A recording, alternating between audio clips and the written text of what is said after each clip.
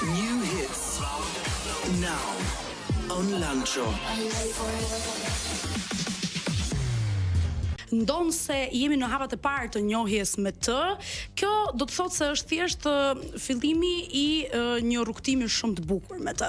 Sara Bayraktari është me ne sonte. Mirëmbrëma. Mirëmbrëma, shumë faleminderit për këtë prezantimin. E meriton plotësisht. Shumë faleminderit, prandaj nuk deshet ma tregonet. Ta bëm surprizë për atë surprizuar. Tani surprizat, sidomos një herë në radio, janë gjërat më të bukura, kështu që bëu gati se do kesh vërtet shumë sonte. Okej. Tani Sara, unë dhe Davidi të njohim, por publiku ende nuk ka ndërtuar një peizazh fort të qartë për ty. S'ka faj. Kush është Sara Bayraktari që t'ja prezantosh ti atyre? Sara Bayraktari është një këngëtare ende jo dash e famshme do thosha, po që jam drejt asaj rruge, shpresoj, besoj, uroj. Edhe mendoj që jam një këngëtare mirëfillt, që ndoshta nuk kam s'kam pasur shumë dalje nëpër skena apo ku di unë nëpër festivale të mëdha, po që ama mbrapa skenave jam marrë shumë seriozisht me këngën edhe shpresoj që dhe po pres që të vijë ajo ditë që unë me vërtet të shpalos anën time artistike dhe vokale. Mendon se ke lënë një shenjë në art deri më tani në rrugtimin tënd? Mendoj që po. Sidomos me këngën e festivalit, unë sot e kësaj dite mbas sa i bie 6 vitesh, vazhdoj dhe marr mesazhe për atë këngë akoma.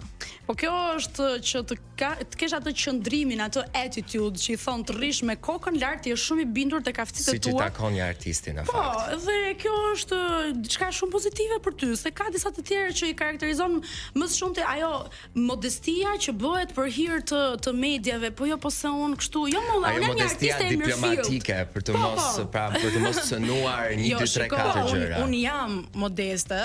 Të themi atë që është, unë jam modeste, më shumë se ç'duhet ndonjëherë, por ama vlerat e mia nuk jam mohoj vetes. Dhe kjo është ajo që ne po përpiqeshim të vinim duke. Për të duar trokitur. Ndërkohë, ti ke marrë pjesë në shumë konkurse që në moshë të vogël dhe në shumë prej tyre ke dalë finaliste, ke fituar çmime të caktuara. Cili ka qenë një koment pra më i shpeshti që të është bërë për zërin tënd? Ai komenti që ty të ka ngelur më shumë në vëmendje pra? Për zërin tim kanë qenë 99% e komenteve, fatmirësisht, se ato dua dhe unë. Një koment specifik për shkakun që të ka që ta bëjnë edhe më shpesh, domethënë që të shtrahur veshët ta dëgjosh. Komenti më i bukur për mua dhe që ma bëjnë më shpesh është që zëri im të emocionon. Okay. Nice. Kjo është ajo që marr më shpesh. Ky është qëllimi në fakt i gjithë rrugtimit artistik të çdo artisti. Po. Dhe në fakt Sara e ka zërin vërtet shumë drithërues. Në këtë e tham edhe që në fillim të programit, kështu që do keni mundësinë ta dëgjoni vetëm pas pak, por do të ndalim edhe te diçka tjetër përpara se të dëgjojmë këngën që e bëri dhe atë sebeb për ta bërë edhe buj, vlen për të përmendur. Domethënë ka bër buj dhe çfarë buji ama? Buj një këngë që duhet ta bëj buj. Po duhet patjetër. Ti ke bërë edhe këngë të tuat, sepse Sara ka qenë edhe në The Voice of Albania, edicioni i fëmijëve, gjë që patjetër ka qenë një arritje shumë e rëndësishme në karrierën e saj, por ti ke prezantuar edhe në konkurse të ndryshme. Si është që të punosh me diçka krejtësisht tënden? Mund të them që ndoshta është më e vështirë se kompeticionet apo festivalet. Nuk e di pse specifikisht, por ndoshta edhe nga që është diçka origjinale, është diçka që po del vetëm nga ti, nuk po bën cover të këngëve të tjerëve. Kupton? Edhe është edhe frika, a do heci, as do heci, është edhe frika nga gjykimet për si ta them unë, për shprehjen tënde artistike, kupton? Se të gjithë jemi ndryshe, edhe mendojmë ndryshe dhe krijojmë ndryshe. Edhe gjykimi për krijimtarinë. Dhe me që jemi të krijimtaria, ne do të ndjekim këngën Alarm nga Olsi Bylyku, Alban Çela. Jemi sërish së bashku me Sara Bayraktarin dhe për të vazhduar këtë intervistë kaq të bukur dhe kaq pozitive që po krijonim edhe atmosferën deri tani. Duam të të pyesim për këngën e cila ka bërë edhe pjesë të Top List për momentin, e cila është Alarm, ndodhet në vendin e 50 në The Top List aktualisht. Dhe për ata që nuk e dinë, është kënga që Sara ka në bashkëpunim me Olsi Bylykun dhe DJ-in Alban Çela. Çfarë mund na thuash për këngën, si lindi dhe disa e kanë përshkruar edhe si një këngë që dedikohet kombëtares shqiptare. Po, është një këngë që i dedikohet kombëtares shqiptare. Tashi unë nuk është se kam një histori shumë wow, se si nisi kjo kënga. Thjesht unë mora një telefonat nga Ulsi Byliku. Më tha që kishte një projekt dhe të shkoja në studio ta shikonim, ta provoja. Hodha vokalet. Edhe doli, kjo që ka dalë. E aprovove direkt, domethënë. Po, direkt. Direkt ishte po. Po. Pra kishte një gjë që kishte diçka në komunikimin të me Olsin ose në ritmin e këngës që ty të joshi? Më joshi ritmi i këngës dhe më joshi për më tepër dhe tema e këngës. Okej, domethënë sepse për faktin që këngë dashurie, këngë ndarje ka plotë, kupton? Kurse nga këto këngë nuk ka shumë që i këndojnë Shqipëri, që i këndojnë stadiumit, po, që të ngrenë në ajër. Prandaj jo dashuria është, por në spektrin më kombëtar. Është dashuria detare, domethënë. Dashuria detare. Është gjë e bukur, është gjë moderne, gjë interesante që ndërthur edhe folkun në vetvete. Ndërkohë më fol pak për procesin tënd kur krijon një këngë, nga trajnimi vokal, pra mësimet e kantos, text songwriting, pra pjesën e tekst shkrimit ose produksionin, çfarë të vjen më natyrshëm nga këto? Te kjo këngë specifike e ke fjalën? Jo, në përgjithësi, për procesin tënd artistik, po. O zot, shumë un jam akoma në hapat e parë të krijimit. Në fakt jam duke u marrë me një dy gjëra. Nuk doja ta thoja sepse kam 5 vite që them që po merr me një dy gjëra dhe nuk ka dalë asnjë gjë.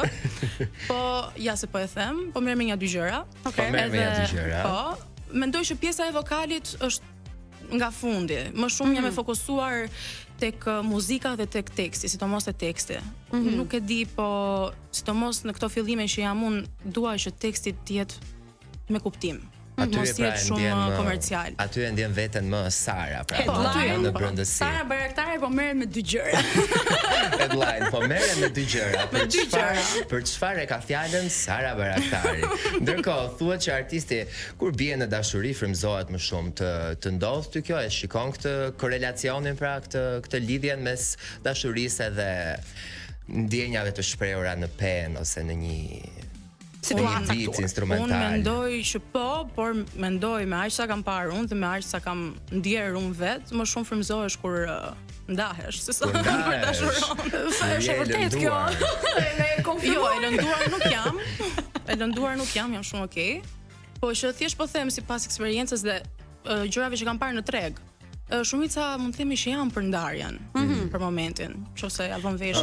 Deri diku po, por nga ana tjetër që të shtojmë edhe pak kësaj që thot Sara, është më e lehtë për ty si artist që ta vendosësh veten në këpucët e dikujt që sapo është ndar, sa dikujt që është dashuruar. Pra, kërkon një lloj skill, një lloj aftësie, disi më shumë ajo pjesë. Po se hyn pastaj të gjitha këto elementet, jo po më mori në telefon, jo po u ndam, jo po screenshoti, jo po shoqja, jo po x, jo po leva. Jo po Snapchati, po Instagrami, passwordi, pse s'm theti mua që do dalësh me shokët, gjithsesi. Të gjitha këto gjëra do t'i lëm për vetëm pjesën e tretë. Jemi në pjesën e fundit me Sara Bayraktarin dhe tashmë për të përmbyllur këtë program, më saktë këtë intervistë, do duam të pyesim për disa gjëra që kanë të bëjnë me të ardhmen tënde në muzikë gjithmonë. A e synon ti si artiste tregun ndërkombëtar dhe nëse po, me çfarë lloj muzike do ta shije veten më shumë? Tregun ndërkombëtar? Po. Ke bërë një pyetje shumë të vështirë. $1 milion. A e dëshiroj? Po. A e dëshiroj? Po, patjetër. Kush se dëshiron? Domethënë, shohim që të gjitha artistet më të mëdhaja aty po synojnë, aty po shkojnë. Por që është shumë e vështirë çash. Unë një herë po synoj të çaj këtu, në Shqipëri. Këtu e kam të rëndësishme sepse është ajo shprehja guri rënd në vend të vet, e kupton? Edhe këtu ndihem më shumë familjare, shumë ngrohtë, edhe më komode. Dhe më komode, po. Më e lirshme pra që ta shprehësh atë identitetin tënd artistik. Dhe meqense po flasim për Shqipërinë, ke ndonjë artist shqiptar ose edhe të huaj që ke dëshirë të bashkëpunosh, ose një që të frymëzon për shkakun që sa shumë kam. Të pëlqen modeli i këtij artisti, pra çfarë përfaqëson? Ose dy që ti thua që po të bashkëpunoj me këtë njeriu, domethënë e kam arrit atë që doja. Po. Jo, se kam arrit atë që doja, se unë s'kënaqem kollaj, kështu në përgjithësi. Po themi në terma bashkëpunimesh gjithmonë. E kuptoj. Tani do them ja dy. Gjithmonë kam dashur për shkakun të bëj një bashkëpunim me Sardi Strugaj. Nice. Po. Okej. E kam takuar një herë në një festival që isha, edhe nuk e di, mua më pëlqen shumë stili aty. Më pëlqen jashtëzakonisht shumë dhe më pëlqen fakti që është origjinal dhe ka gjetur atë stilin e vet. Të kalon bresa të mira. Këtu është shumë e vështirë që të jesh origjinal, sepse nuk të lë tregu. Keni edhe përputhshmëri artistike në fakt. Po, mendoj që po jemi një tip shumë. Keni një kështu indie. I dyti do thosha është çik më ndryshe ky, është natyrë tjetër, është Elineli.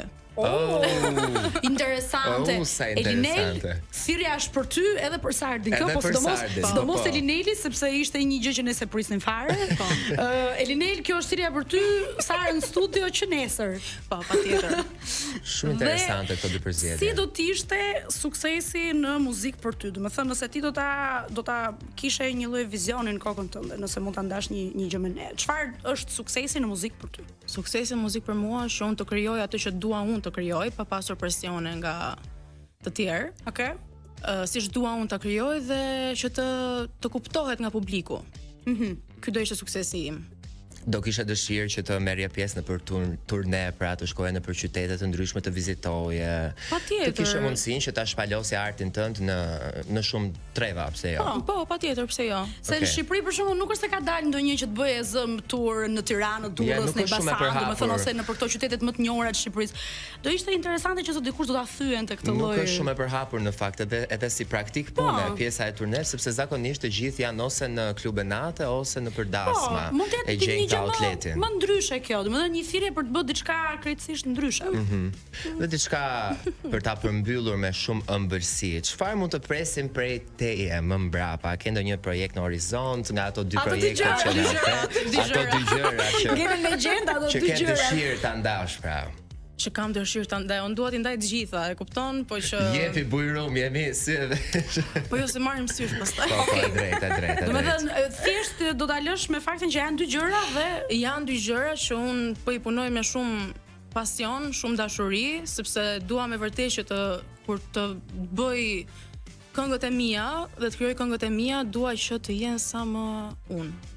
Edhe shpresoj që ta arri këtë gjë edhe ashtu do ndihem të unë e përmbushur kur të dalin këto gjërat. Dhe ne do të presim me zemërgjërsinë më të madhe që të na rikthesh në The Top List me një projekt krejtësisht të tëndin. Do shihemi. Patjetër që po. Shumë faleminderit Sara që ishe sonte me ne.